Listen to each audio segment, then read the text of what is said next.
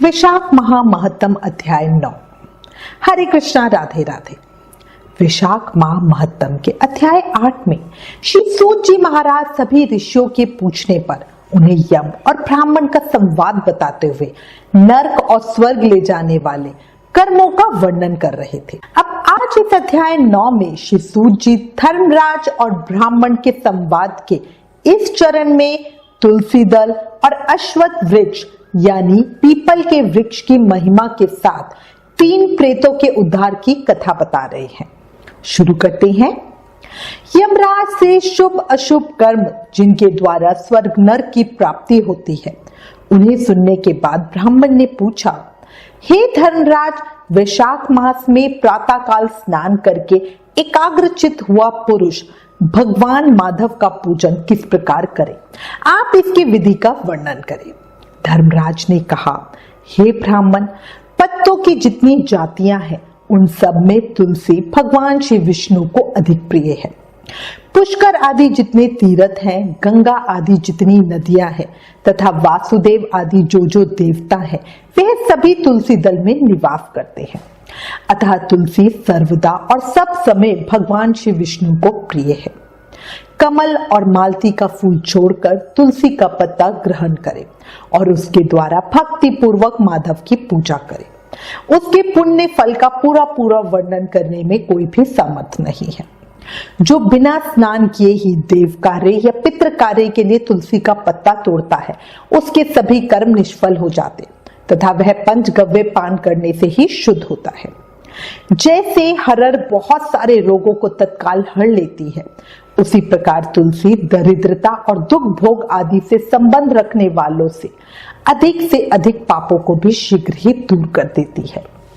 तुलसी काले रंग के पत्तों वाली हो या हरे रंग की, उसके द्वारा श्री मधुसूदन का पूजन करने से प्रत्येक मनुष्य विशेषता भगवान का भक्त नर से नारायण हो जाता है। जो पूरे वैशाख भर तीनों संध्याओं के समय तुलसी दल से मधुहंता श्रीहरि का पूजन करता है, उसका पुनः इस संसार में जन्म नहीं होता। फूल और पत्तों के न मिलने पर अन्न आदि के द्वारा धान, गेहूं, चावल अथवा जौ के द्वारा भी सदा श्रीहरि का पूजन करें। तत्पश्चात सर्वदेवमय भगवान विष्णु की प्रदक्षिणा करें। इसके बाद देवताओं, मनुष्यों, पितरों तथा चराचर जगत का तर्पण करना चाहिए। पीपल को जल देने से दरिद्रता, कालकर्णी एक प्रकार का रोग होता है। दुस्वप्न, दुश्चिंता तथा संपूर्ण दुखों का नाश हो जाता है। जो बुद्धिमान पीपल के पेड़ की पूजा करता है, उसने अपने पितरों को तृप्त कर दिया, भगवान विष्णु की आराधना कर ली तथा संपूर्ण ग्रहों का भी पूजन कर लिया। अष्टांग योग का साधन स्नान करके पीपल के वृक्ष का सींचन तथा श्री गोविंद का पूजन करने से मनुष्य कभी दुर्गति को नहीं प्राप्त होता। जो सब कुछ करने में असमर्थ हो, वह स्त्री या पुरुष यदि पूर्वोक्त नियम से युक्त होकर वैशाख की त्रयोदशी, चतुर्दशी और पूर्णिमा इन तीनों दिन भक्ति से विधि पूर्वक प्रातः स्नान करे तो सब पातकों से मुक्त होकर अक्षय स्वर्ग का उपभोग करता है। जो वैशाख मास में प्रसन्नता के साथ भक्ति पूर्वक ब्राह्मणों को भोजन कराता है तथा 3 रात तक प्रातःकाल एक बार भी स्नान करके संयम और शौच का पालन करते हुए श्वेत या काले तिलों को मधु में मिलाकर 12 ब्राह्मणों को दान देता है और उन्हीं के द्वारा स्वास्तिक वाचन कराता है तथा मुझ पर धर्मराज प्रसन्न हो, इस उद्देश्य से देवताओं और पितरों का तर्पण करता है, उसके जीवन भर के किए हुए पाप तत्काल नष्ट हो जाते हैं।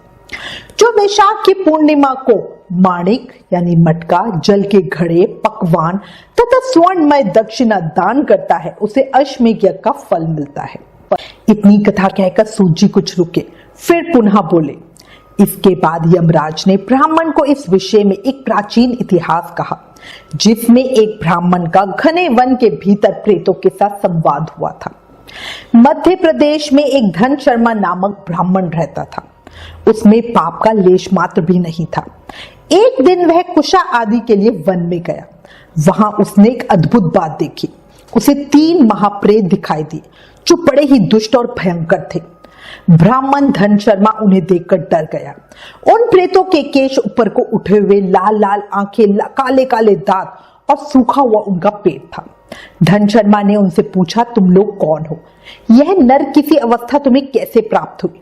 मैं भय से आतुर और दुखी हूँ, दया का पात्र हूँ, मेरी रक्षा करो। मैं भगवान विष्णु का दास हूँ, मेरी रक्षा करने से भगवान तुम लोगों का भी कल्याण करेंगे। भगवान विष्णु ब्राह्मणों के हितैषी हैं, मुझ पर दया करने से वे तुम्हारे ऊपर संतुष्ट होंगे। शिव विष्णु का अलसी के पुष्प के समान श्याम वर्ण है, वे पीतांबरधारी हैं, उनका नाम श्रवण करने मात्र से सब पापों का क्षय हो जाता है।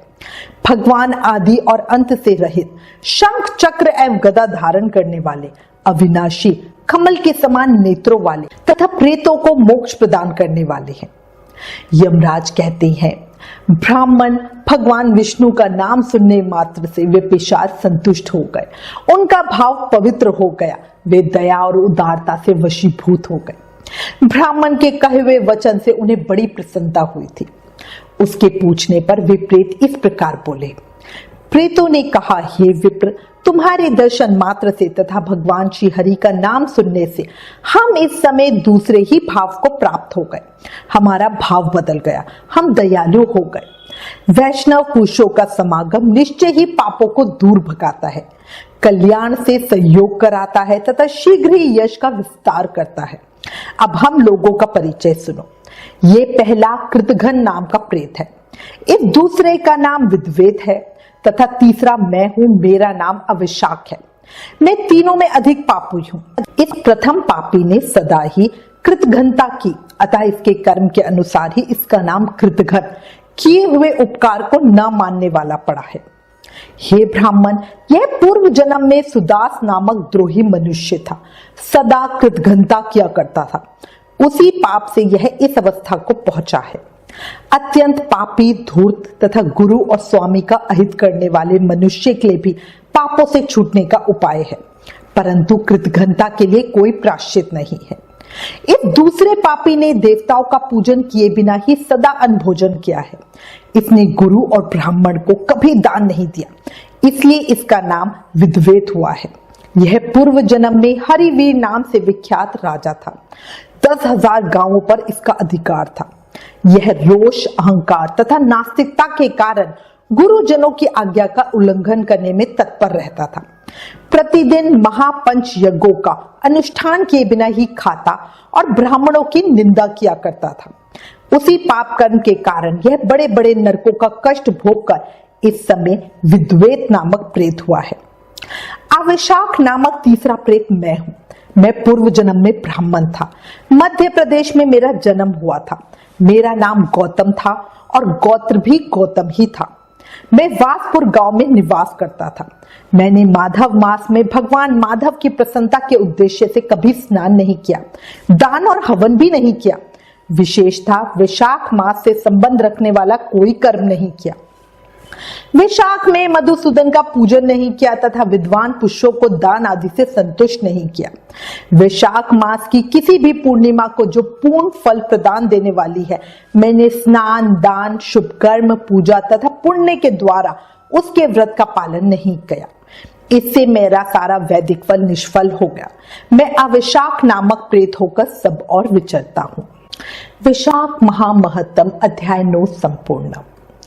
कल अध्याय 10 में हम इन प्रेतों के आगे की कथा सुनेंगे।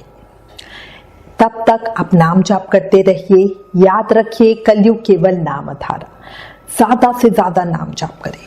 सिर्फ नाम जाप करके ही हम प्रेम, भक्ति, मुक्ति, शक्ति पा सकते हैं। प्रेम से, मन से जाप करो। हरे कृष्ण कृष्ण कृष्ण हरे हरे, हरे राम राम राम हरे हरे। ओम नमो भगवते वासुदेवाय। जय श्री कृष्ण।